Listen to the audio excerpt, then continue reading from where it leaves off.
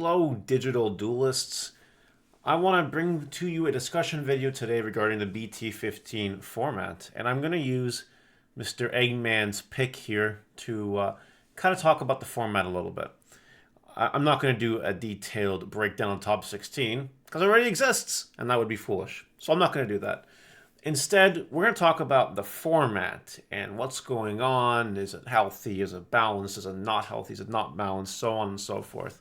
Because I've been seeing this on the internet a lot. I've been seeing a lot of people either pro skillful BT15 format or not skillful BT15 format. So before I get started here, let me know in the comments what you think. Do you think this current iteration of BT15 format with no Pokemon is a skilled and or good format or format that you like, or do you hate it? Do you think it's as dumb as it gets?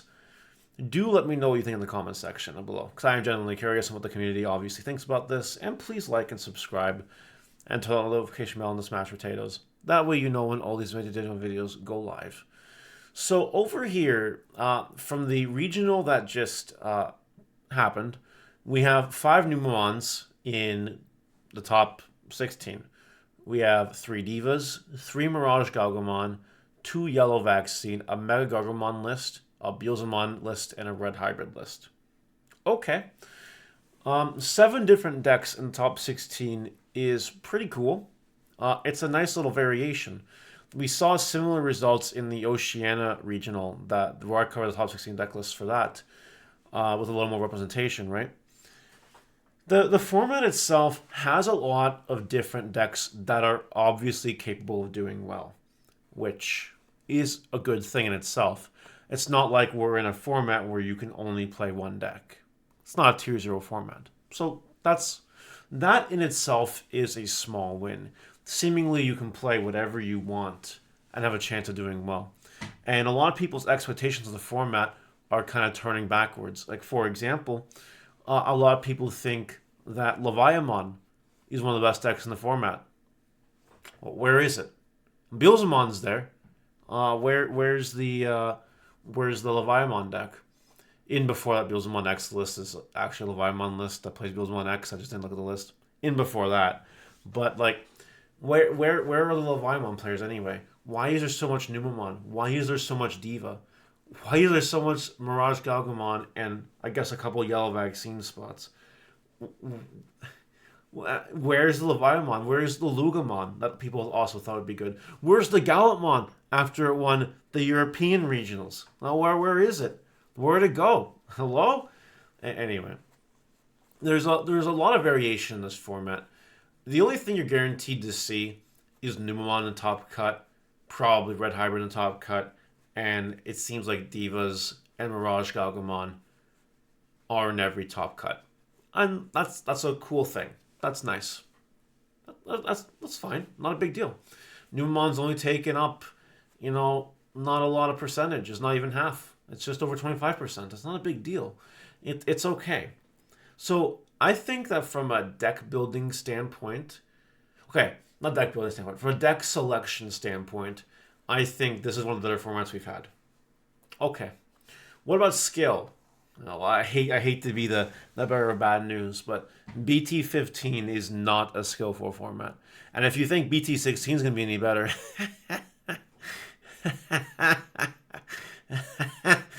yeah, okay. But anyway, it's not that skillful. We have decks that can just OTK you turn 3. We have that. We have decks that can prevent you from playing the game, like Yellow Vaccine. Those are things that happen. And we have decks that kind of just don't care about what your opponent does. For example, Fanglongmon doesn't really care what your opponent does. Or Mirage Galgamon sort of doesn't care what your opponent does. If they're adding cards to hand, you're fine. You're playing solitaire basically if they're adding cards to hand. So it's a format where the skill expression and gameplay, I'd argue it's there. It's not a skillless format, but it's a lot easier to get cheesed than recent times, which is unfortunate because I like sitting down and playing skilled trading card games And that part turns me on. I really like thinking of skillful interactions and I'll play my opponent in sophisticated manners. I love doing that. Yellow Vaccine, for instance, is not really that. Yeah, the deck is not autopilot, but you can just Venusmon. You can just Ruin Mode. And in this format, sometimes that's enough to get you the win. Like, that's just reality. There were some games in the regional and games in testing where I win pretty skilllessly, like with no thought required at all. And it's the same for Numamon. It's the same for Red Hybrid. It's the same for Lugamon. Like, Mirage Galgamon isn't even that hard. It's the same freaking thing. You know, play some trainings, add some cards to your opponent's hand, and then you just do Mirage and Burst and Thomas and whatever. And if you need two Mirages because the first stack isn't enough to get the kill and you just want to control, that's fine. But that's not exactly skill expression, if you know what I mean. In a game now where it's just easy to win and your opponent can't even interact with it, it's rough. Actually puts Diva in a really good spot. You know, I personally have no issues beating Diva. I think the deck is free. And I've played against a lot of different Diva players, and it's all the same every time. However, I can't deny that this deck feels almost like the Sky Striker of Digimon decks. You're playing a bunch of bodies, and you're playing a bunch of hand traps. Like, and insert any slow Yu-Gi-Oh deck that plays hand traps into the analogy. But that's what Diva is. Diva is a deck that can punish the seamless OTK if they don't deal with it, if they can't deal with it. And if they misplay into your Diva deck, well then yeah, you do get punished by Divas. Because all it takes is one bad hand trap and you're done, honestly, if you're not thinking. Anyway, yeah, so I don't think that the format's very skillful at all. I think there are skillful interactions, but on the whole, one of the least skillful formats we've seen. And then in terms of deck building, we have seen some creativity in deck building, I will say. We have like 3 different versions of Numamon that are good. We have multiple versions of Yellow Vaccine that are good. Mirage Galgamon and Divas and Lugamon, Leviamon, and Red Hybrid, they don't change much. But like you are seeing some player expression in deck building. You are seeing people throw in cards because I like this card. I think this card's really good against X, Y, and Z, and I'm going to throw it in my deck.